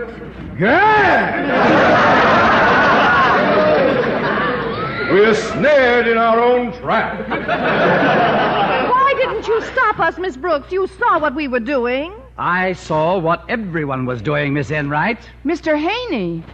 Yes. I've been in the dark room patiently observing your every action. You have? You have? Yeah. Well, then you've got to do something. Call your office. Stop the presses. If our picture should appear along with those criminals, we'll be social outcasts. We'll be ostracized, laughed out of town. Shunned by mankind. Well, I don't know why I should do anything about it. Frankly, you and Miss Enright have both been a pain in the neck. You especially, Mr. Conklin, have gone out of your way to make things tough for me. If it wasn't for Miss Brooks, I'd have chucked the whole assignment. Well, now, isn't that sweet, Mr. Haney? Miss Brooks, you know what I've always thought of you. Yes, I do. Well, forget it. You're toughs, aces, a man's best friend. Won't you put in a word for us? What word would you like? Oh, please, Miss Brooks, you've got to help us. You really want me to, Seabiscuit? I beg of you. All righty. Mr. Haney, I should like first to intercede on Miss Enright's behalf. She's a peculiar type. Type of what we won't go into. But there are times when she is not responsible for her actions. Yes, that's very true. Oh, thank you, Mr. Boynton. And as for Mr. Conklin, well, everybody does stupid things once in a while. He's just more consistent. Hear, hear. Small wonder my wife calls me knucklehead. Now, tell him, Miss Brooks. Mr. Haney, as a favor to me, please don't print Mr. Conklin's picture alongside those other hoodlums. That is, won't you give him a break? Mercy. I have an only child. Well, all right. I'll see that the pictures of you and Miss Enright never reach the press. Oh, thank you, Mr. Haney. And thank you, Miss Brooks, for springing to my defense. Dear, sweet, lovable Miss Brooks. Lovable or not, I'm afraid I can't be as lenient with you, Miss Brooks. With me, Mr. Haney? While I was watching from the dark room, I happened to snap a picture of you stealing the negative of Mr. Boynton's picture. What? To think that I've been harboring a light-fingered Lil on my package. Now, please, Mr. Haney, it wasn't really stealing. It should look very cute in Cosmopolitan with a caption reading, English teacher caught filching film from photographer. Mr. Haney, would that be all in caps? Here's the picture, Miss Brooks. Oh, let me see it. Oh, my goodness, I hate to admit it, but that's the best photograph I've ever seen of you. Yes, it is rather good. It's very natural, and the way you're standing shows off your figure beautifully. Well, Miss Brooks, what do you say? What can I say? I'll take a dozen.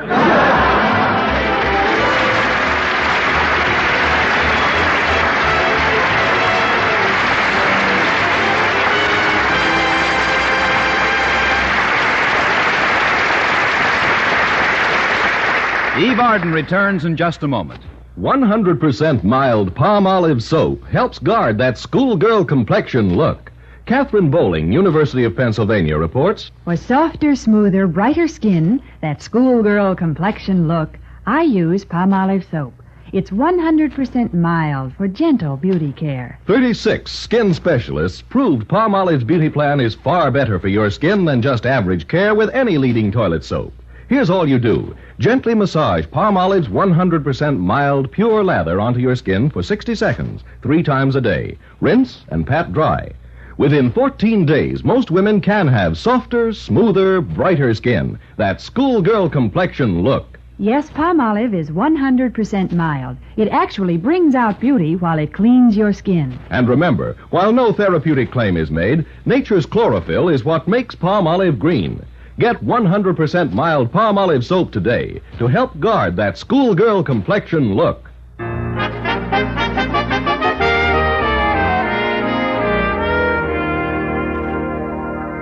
And now here is Eve Arden. Blood and blood plasma are saving the lives of both our wounded in military hospitals and of civilians here at home. There is no substitute for whole blood or plasma in treating the ill and the injured. So make your appointment today to give blood. It is easy, painless, and takes very little time. Join the thousands of other Americans who are rolling up their sleeves. Call your local Red Cross chapter and make an appointment. And do it today. Good night, everyone.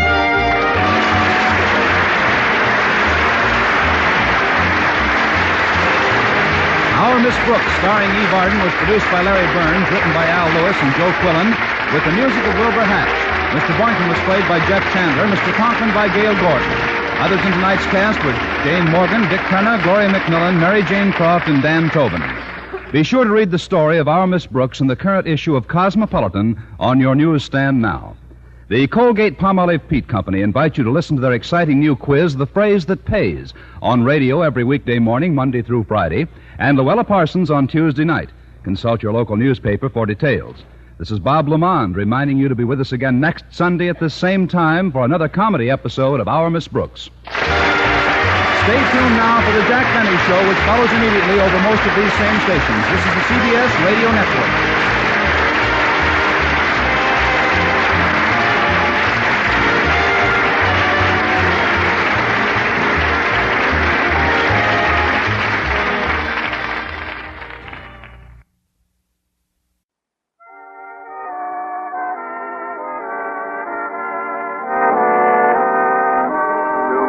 America's youth, September 14th marked the opening day of school. To our Miss Brooks, who teaches English at Madison High, it was the day for which she had been fervently hoping. Yes, I'd been fervently hoping it would never come. It isn't that I dislike school. It's just that I think vacation time is the greatest invention since the Pilgrims and Phil Harris discovered Plymouth and White Rock. But when my landlady, Mrs. Davis, called me to breakfast that morning, my mood was far from grim, for by that time I had convinced myself that facing a new term at school is not, after all, like returning to prison. Good morning, Connie. Good morning, Warden. Mrs. Davis. Hand me the box of wheat bits, please. Oh, that's not wheat bits, Connie. It doesn't matter. I like almost any kind of cereal. Cream, please. Well, all right. Here you are, dear. What kind of cereal is this, Mrs. Davis? They're dog biscuits. Funny, that's the one kind of cereal that doesn't agree with me. I'm sorry, Connie. I should have ordered cereal from the market before you got up. I usually get fast delivery service, you know. That's because the delivery boy has a crush on me. But it's nothing like your romance with Mr. Boynton. You mean he's tried to get fresh with you? No, but I haven't given up hope. Oh, that's probably Walter Denton to drive me to school. Come in. Morning, Walter. Hark! 'Tis the first day of school, and once again the nostrils of America's youth nostalgically dilate to the pungent aroma of pencils and blackboard erasers. How do you feel about it all, Walter? Miserable. How do you feel about school opening, Miss Brooks? Anyone for Russian roulette? Yeah, those are my sentiments exactly. Oh, say, I found this potted plant on your porch. Isn't it a dilly? Evidently another floral offering from your delivery boy, Mrs. Davis. Oh, my goodness. He must have left it for me last night when he brought over my yogurt and Danish blue cheese. Sit down, Walter. The yogurt is on me. Yeah, I'll have plain milk, if you don't mind. Boy, it certainly is neatly gift-wrapped. You can see the plant right through the cellophane, Mrs. Davis. It's an evergreen plant. It's a dilly, all right. The trouble is, I have too many potted plants around the house as it is. I don't know what in the world to do with it. I have a suggestion, Mrs. Davis. Since this is the first day of school, it might be a shrewd political move on my part to present the plant to our beloved principal.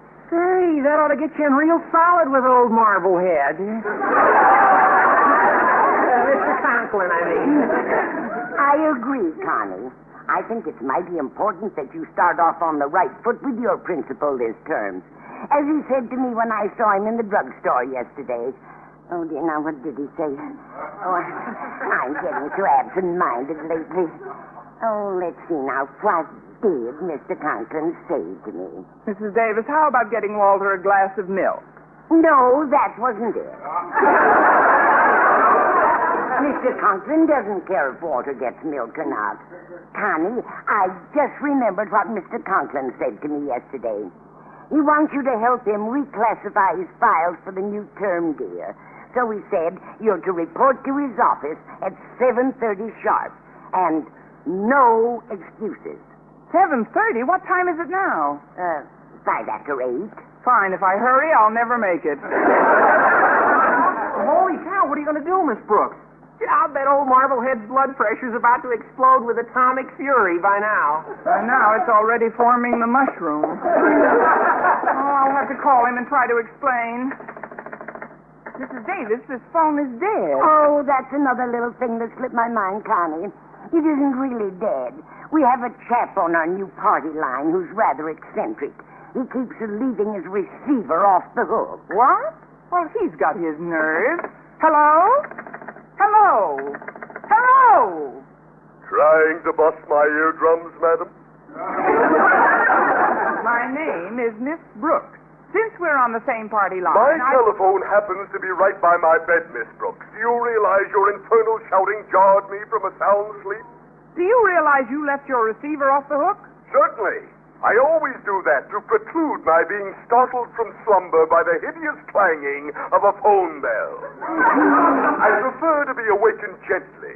Maybe the company will give you a bell with a feather on it. Look, if I should report this matter to the superintendent... You're threatening me? Fine. My name is Cragway, Milton Cragway. Go ahead and report me. Now, goodbye, and stop bothering me. Well, I can be mean, too, Mr. Cragway. Since you refuse to clear my line, I'll make certain that you will not be able to call anyone either. Don't do anything you may regret, Miss Brooks. Mrs. Davis, I've left our receiver off the hook, and don't you dare hang it up. I want to give a Mr. Milton Cragway a dose of his own medicine. Come on, Walter, pick up the evergreen plant, and we'll shove off. Sure thing. Say, these little biscuits are very tasty.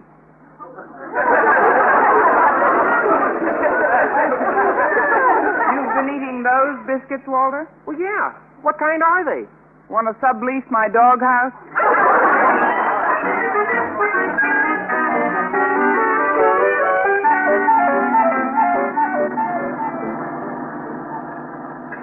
See how smoothly she runs since Ferguson's garage tuned up the motor, Miss Brooks? It doesn't seem like the same car. No, it doesn't. But, Walter, perhaps we'll get to school faster if you take the wheel. Oh, no, I want you to drive, Miss Brooks. Just look at that harebrained woman crossing against the signal. I'll have to... Walter, what's wrong with these brakes? Oh, I forgot to tell you, they don't work. What? I'll have to operate the handbrake for you. Darn it, you missed her. She was leaping out of the way. She dropped her glasses, and we ran over them. Well, at least it wasn't a total loss. Don't you look where you're going, young lady? Who, me? Why do you need glasses? My name is Constance Brooks. I'll be happy to reimburse you for your glasses, miss, if you'll just... It isn't Miss, it's Mrs. I'm Mrs. Gregory York of 212 East 2nd Street. Now, kindly pull over to the curb and Come back here! Stop that car! Walter, what are you doing? I done released the brake and we escaped. Are you out of your mind? There's no turning back now, Miss Brooks. Mrs. Gregory York is lost in the distance, and there's a dozen cars in back of you. Well, nevertheless, besides, Did you want to waste the entire morning gabbing with her while old Marblehead's blowing a mental gasket waiting for you? Mr. Conklin. In the confusion, I'd almost forgotten about him. Walter, I have a sensational idea that'll settle all my problems. What is it, Miss Brooks? You take the wheel, I'll get out, and you run over me.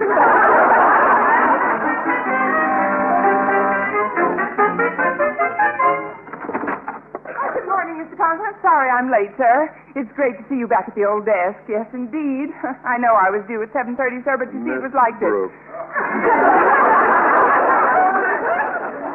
When you hear the sound of my fist pounding the desk, the time will be exactly 20 minutes past 8. What's the idea?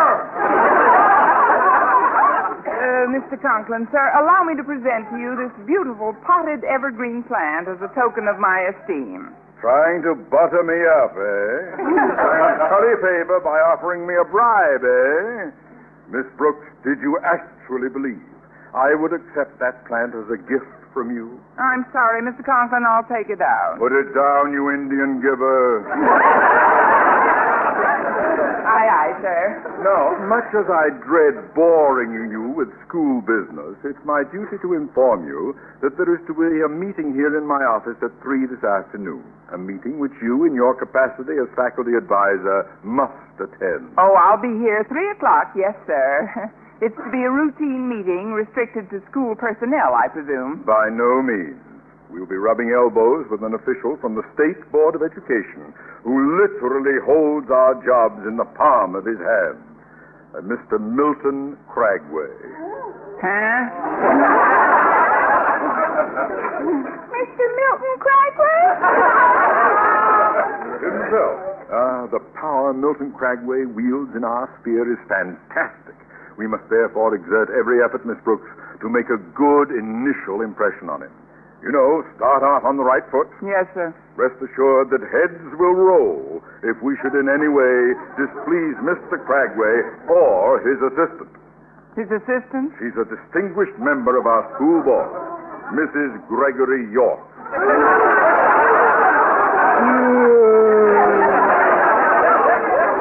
What a daily double I picked.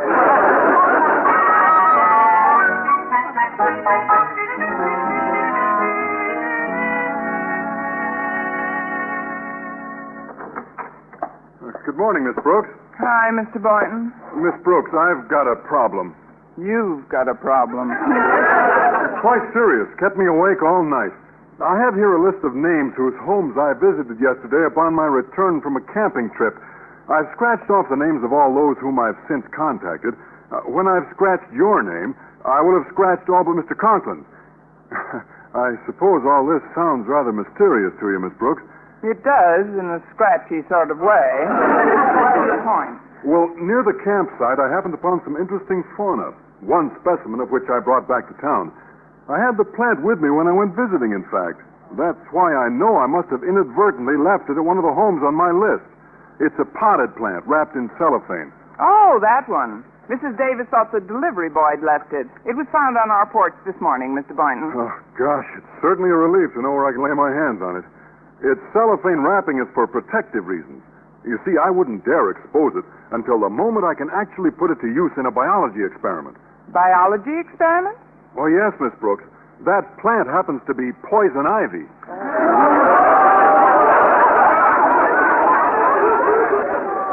Poison ivy?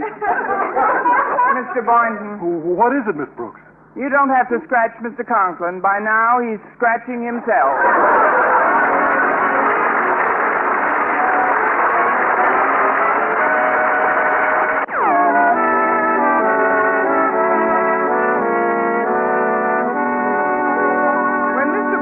Dropped the bombshell in my lap, I promptly dashed over to Mr. Conklin's office. But neither he nor the poison ivy plant was there. Such was the case each time I returned to the scene of the crime during my morning classes. But finally, when I entered the school cafeteria at noon, there was Mr. Conklin at the steam table with his daughter Harriet. As he picked up his tray and headed for a table, I leaped into action. Mr. Conklin! Oh, I'm sorry I knocked over your tray, sir. If I knew you were coming, I'd have baked unbreakable meatballs. I'll tell him you want the same order, Daddy. Excuse me, Miss Brooks. Mr. Conklin, sir, an urgent matter has You come may up. save any urgent matters for our 3 o'clock meeting, which has resolved itself down to a routine personnel council, Miss Brooks. Shortly after you left my office this morning, Mrs. Gregory York called to say that she and Mr. Cragway will be unable to attend. Heavens, what a dreadful blow. Sir, about the potted plant that I brought. It'll be ready in a second, Daddy. Let me finish, Harriet. About that potted plant I gave you, Mr. As Conklin. I intimated at the time, I cannot ethically accept any form of bribe-tinted gift from a faculty member, Miss Brooks. Therefore, without bothering to so much as remove its wrappings, I tossed the plant, pot and all, into the incinerator. Oh, thank you, Mr. Conklin. I'll order my lunch now, sir. Thank you, sir. Thank you. Thank you so much. Odd beaver, isn't she? Did you really burn that plant, Daddy? Of course not. I used it for political purposes, Harriet. That is, I walked over to the Board of Education and presented it to Mr. Stone, the head man himself. No wonder I couldn't find you in your office. If I'd known you were with Mr. Stone. Spent the entire morning with him, yes, indeedy. Naturally, he expressed keen disappointment when I told him that our meetings would not be graced by the presence of Milton Cragway and Mrs. York. What? Oh, apparently you didn't read the message I left on your desk a half hour ago. Mrs. York called back and said that she and Mr. Cragway will be able to make the meeting after all. Oh, splendid, splendid. Ah, here's my order. Here we are. Thank you. Now then, let's grab that table over there to the right. Oh, that one to the left just beyond Miss Brooks is closer, Daddy. Come on. Oh, I am sorry, sir. I'll tell him you want the same order, Daddy. I knew we should have gone the other way. Well, see you later, Daddy. Oh, Mr. Conklin. Oh, just a minute, Miss Brooks. If you see Walter Denton, would you tell him he left his jacket in Daddy's office when he moved some files for me this morning? Certainly. Mind if I go now, Mr. Conklin? Not at all.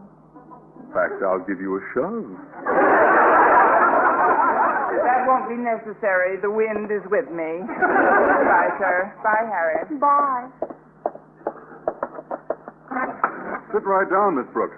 Here, let me help you with your tray. Oh, I have wonderful news, Mr. Boynton. Mr. Conklin tossed your pot into the incinerator, the poison ivy plant, still gift wrapped. In the incinerator? And that isn't all. Mr. Cragway and Mrs. York won't be able to attend the meeting. Aside from Mr. Conklin, there'll be nobody there but us faculty advisors.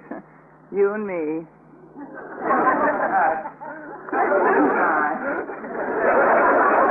I and you. We, just the two of us.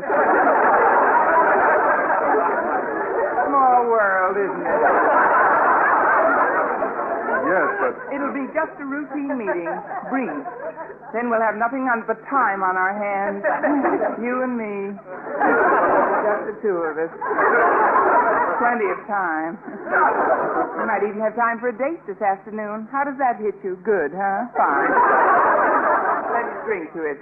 Tea. Tea for two. Me and you. How does it hit you, Mr. Boynton? Good idea. I see no harm in our planning a date now that you're out of the woods, Miss Brooks. But where shall we go? How about back to the woods, Grandma? I mean, well, we'll think of something. At least I will. Excuse me, folks. You left your jacket in Mr. Conklin's office. Bye now. I got to talk to you, Miss Brooks. I just went over to Ferguson's garage to pay him for the work on my car. You see, the janitor had to let me in this morning because Ferguson wasn't around. Never saw such confusion. Must have been 50 jalopies there. Well, Ferguson specializes in jalopies like mine, you know. He does great work. And, well, as I remarked while you were driving to school, it didn't seem like the same car with the new paint job and everything, so I just hope Mrs. York didn't take down the license number. What are you trying to say, Walter? Miss Brooks, you were driving a stolen car.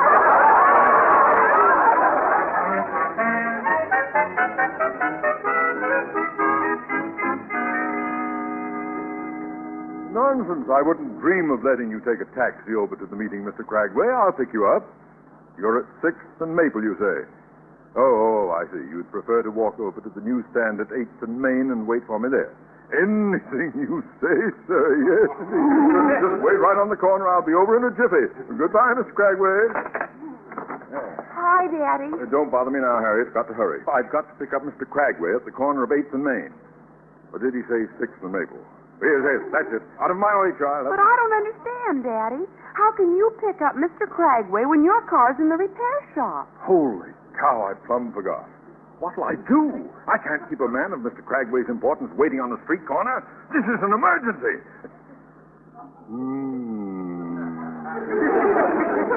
Daddy, that's Walter Denton's jacket. Now, what did you take out of his pocket? Denton's key. I'll take his car.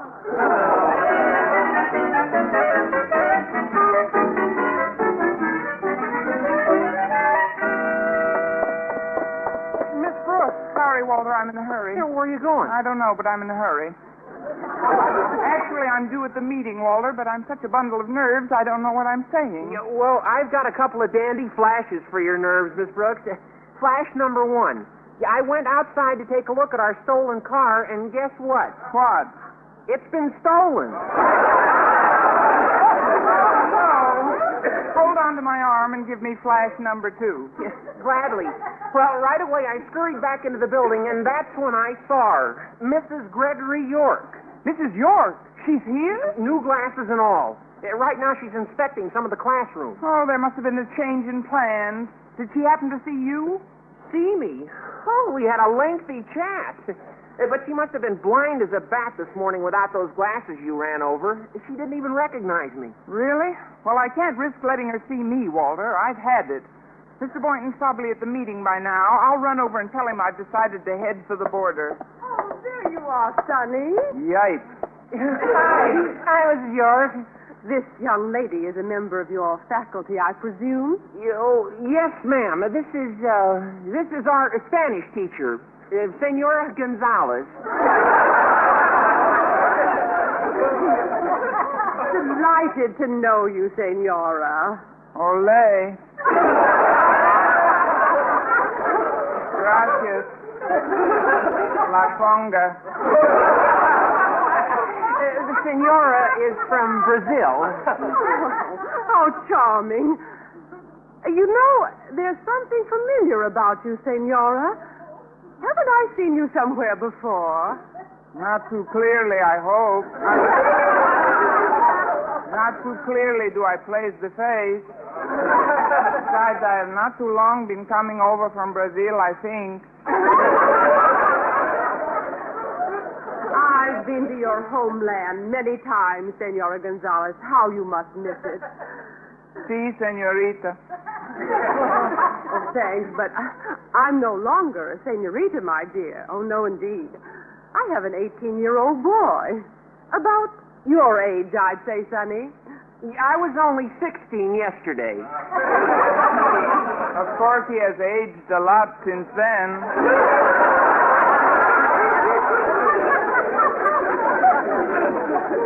Excuse, please. I just remember an appointment. Must go. Sorry you have to rush off, Senora. I do hope we meet again sometime. Dankeschön.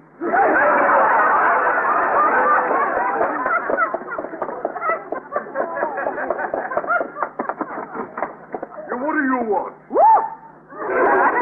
You shouldn't have come here, ma'am. I'm in conference with Mr. Cragway, Mr. Milton Cragway. So if your classroom is in order, you may go home. Goodbye. Not so fast. Where are your manners, Mr. Boynton? Introduce me. Yes, sir. Mr. Cragway, sir, this is our French teacher, Miss LaDarcy. Well, I'm happy to know you, mademoiselle. Merci. Bonjour. Eiffel Tower.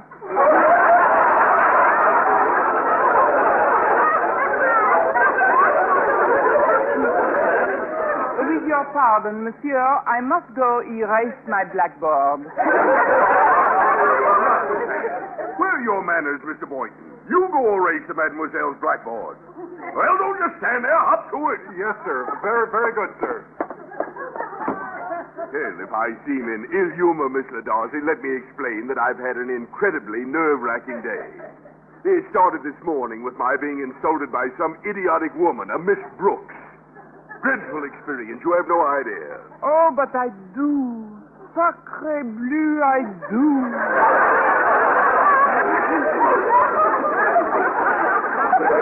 My understanding is deeply touching, my dear. Oh, there you are, Senora. Caramba again.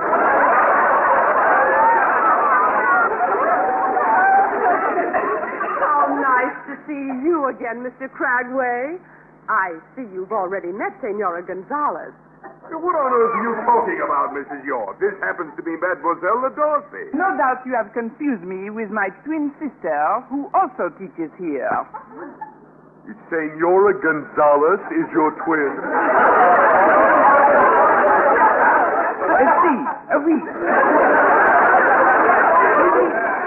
While I grow up in France with Papa, she's growing up in Brazil with Mama.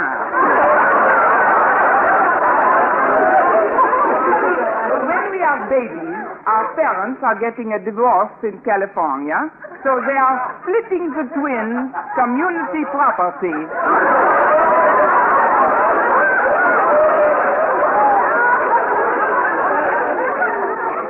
As you have observed, Madame York, we are identical twins. Oh, what a crazy mixed-up day. Holy la cow. How do you do, Mr. Cragway, Mrs. York? I asked this chap to bring me here to prove to him that I am principal of this school. Allow me to present Officer Cheney, who arrested me for driving what he terms a hot car. That's absurd. How do you do, officer? I can vouch for this man. I'm Milton Cragway of the State Board of... I don't care who you are. All I know is I caught this bird driving a stolen car that's registered to Donald York. Ridiculous. It's Walter Denton. Surely you can identify the car, Miss Brooks. Brooks! Miss Brooks! Hand me a blindfold and fire when ready.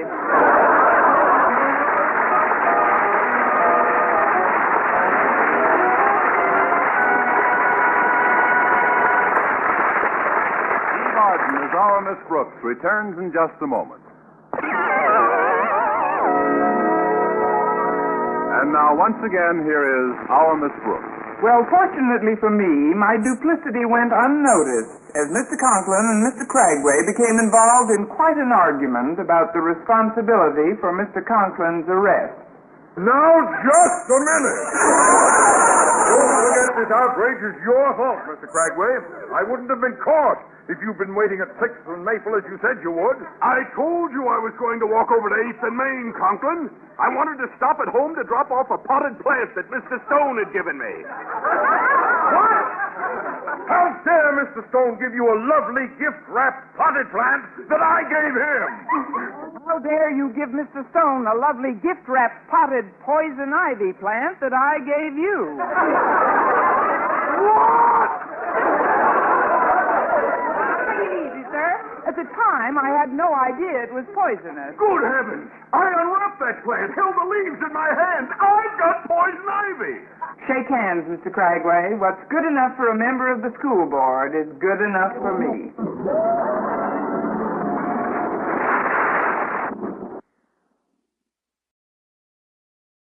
To drive one of those. Look out, folks, here I come. Clang, clang, clang, clang. Wait for the police. Hey, you there. Now you quit speeding. Pull over to the curb. Well, where do you think you're going? To a fire? Right. Proceed.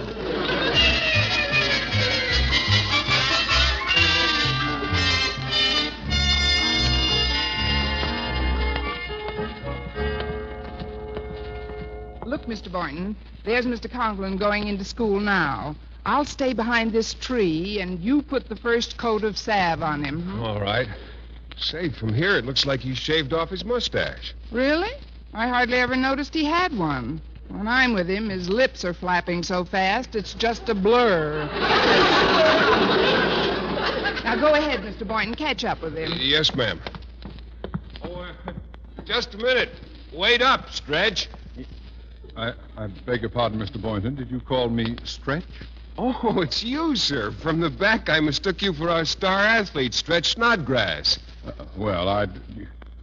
Star athlete, eh? Well, I guess I fool a lot of people that way from the back. Of course, there's no mistaking who I look like from the front, is there? No, sir, although I haven't seen Robert Taylor in some time. Oh, come now, boy.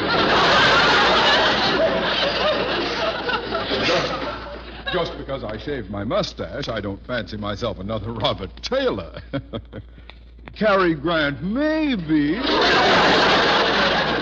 Well, without the mustache, you look extremely young, if I may say so. As often as you like.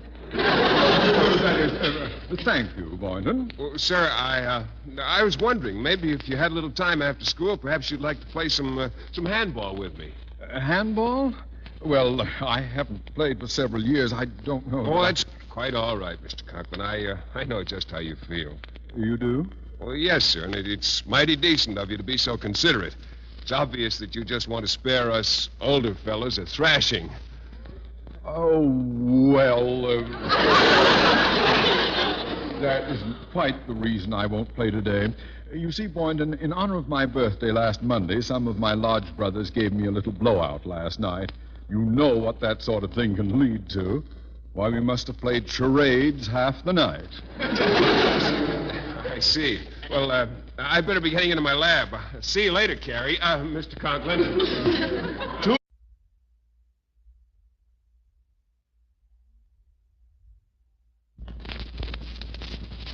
Our Miss Brooks, starring Eve Arden.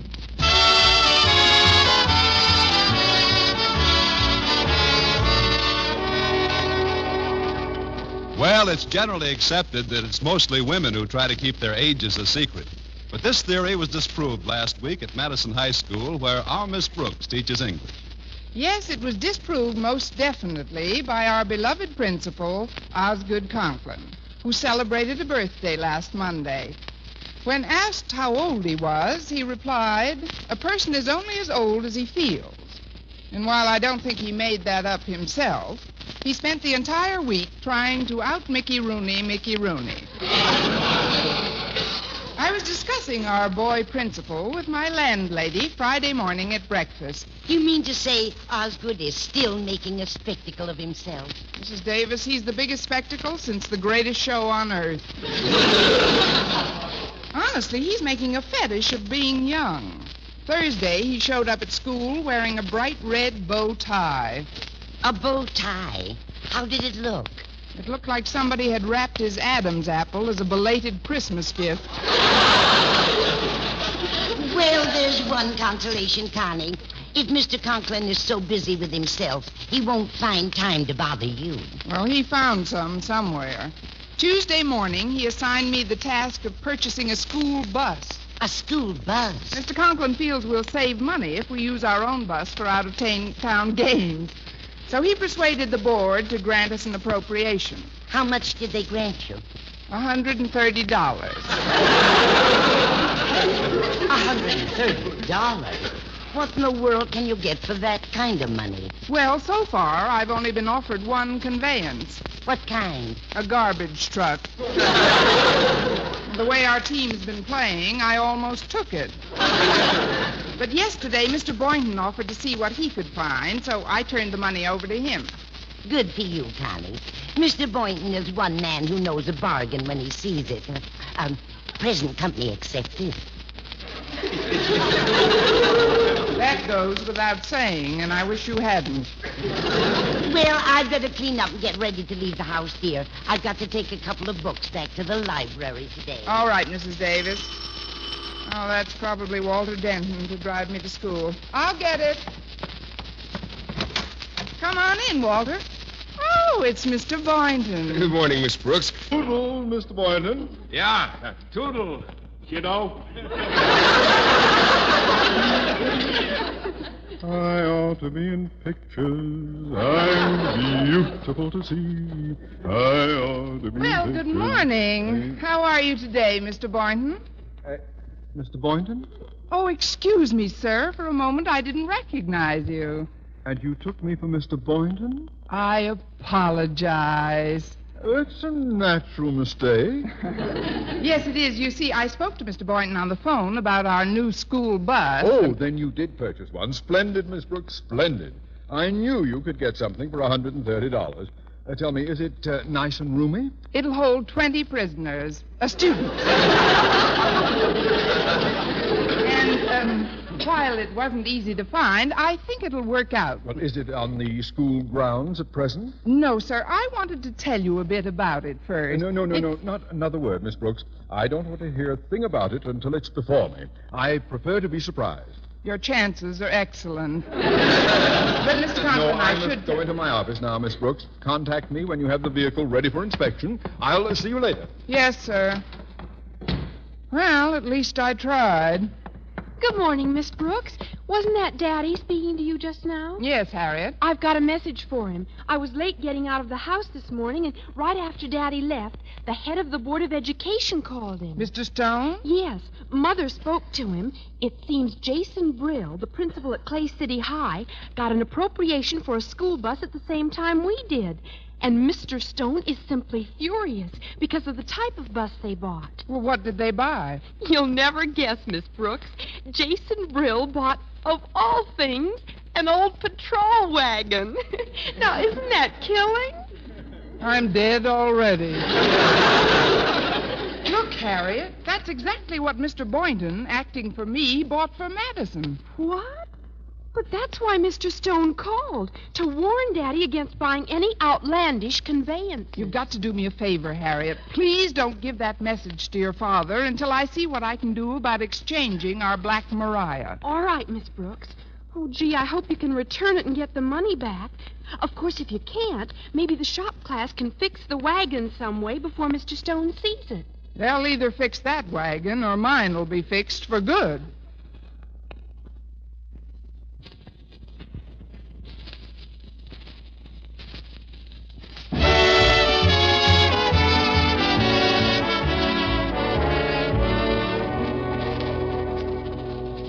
Well, after hearing about Mr. Stone's attitude toward the patrol wagon we were going to use as a school bus, I decided to take immediate action. Consequently, I spent the next few hours very productively, and by lunchtime I had accomplished no less than 6 bitten fingernails. Then I met Mr. Boynton in the school cafeteria and told him of our dilemma.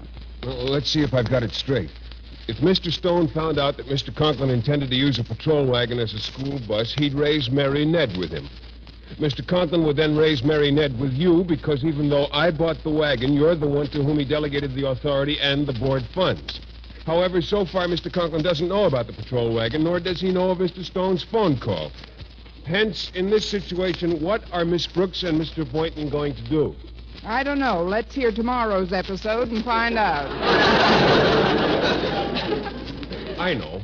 Why don't you telephone Mrs. Davis, tell her not to bring the wagon, and then we'll take it back this evening and try to get a refund. I phoned Mrs. Davis 6 times, Mr. Boynton, and there's no answer. She's undoubtedly driving all over town just for the fun of it. A patrol wagon? What fun can that be?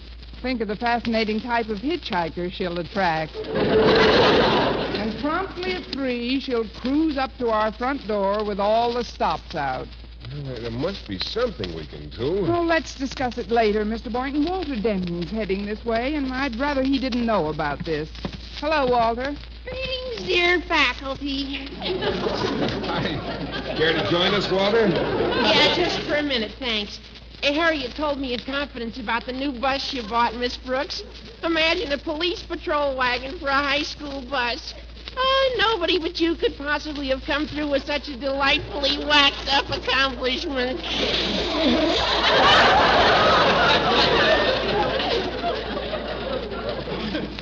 I bought the wagon, Walter. You? There go your grades in English and biology. No, don't get me wrong. I think the ID is real gone. But I'd better give you the sealed envelope Harriet wanted me to deliver. Sealed envelope? Yeah.